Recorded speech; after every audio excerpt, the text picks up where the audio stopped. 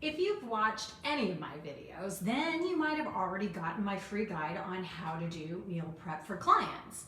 But if you haven't gotten it yet, or worse, if you've gotten it and never looked at it, we're going to go do a walkthrough of it right now to answer all your questions and get you up to speed on how to do weekly meal prep for clients. Hey there, Chef Shelly here. This channel is for passionate cooks just like yourself who want to transform that into actually getting paid to do what they love by starting your own personal chef business. I've had a successful personal chef business for over 17 years now, and when I'm not cooking for my clients, I'm helping passionate cooks just like you get started. So if that's something you're interested in, hit subscribe and hit the little bell so that you never miss one of my weekly videos. Now, I know you're a great cook, right? That's why you're watching this, obviously. You want to get paid with clients.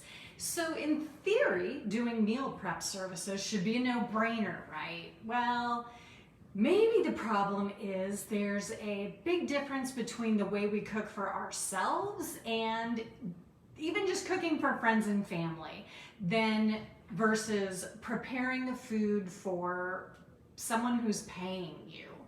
Not only because of the responsibility and the pressure we put on ourselves to make great food safely, but also because when you're doing it for a business, the point is to make money.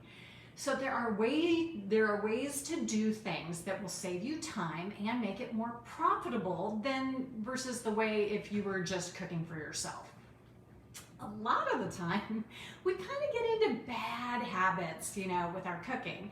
And by using this guide and actually practicing it, you can streamline your cooking, get comfy with the process, and drop any bad habits that you might have picked up. Or at least know what to do differently when you're doing it for a client, right? So the first section of the meal prep guide is choosing your recipes. So if this is your first time, pick out 3 recipes that you're familiar with, okay? Just like you wouldn't try 3 brand new recipes on a paying client, when you're practicing a whole meal prep service, you don't want to be stumbling through a brand new recipe that you're not familiar with, okay? The point of practicing is to get familiar and more efficient at the process. So discovering new recipes, mastering new recipes, super important. It's just a different thing, okay? Second, now that you've chosen your recipes, it's time to do some planning.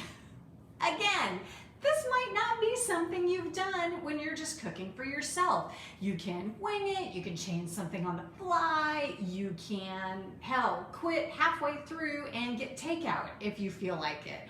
But this is practicing for a paying client. So you're gonna take those 3 recipes that you've chosen and write up a complete grocery list. I mean complete. Every last item that is in those recipes, okay? After you've done that, then go through your pantry and your fridge and cross off anything that you already have.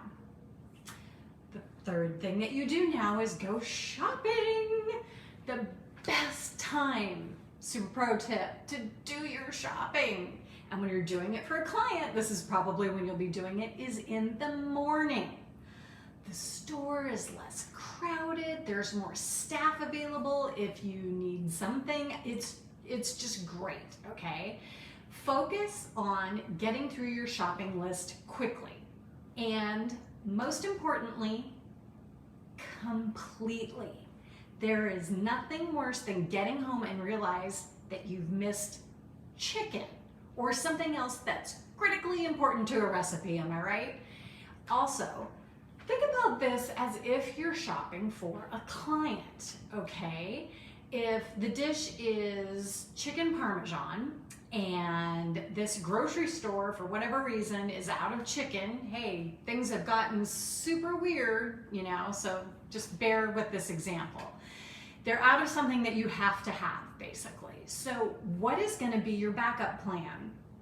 What other store is close that you go to, or however else are you gonna work around this and still keep the integrity of the dish for the client?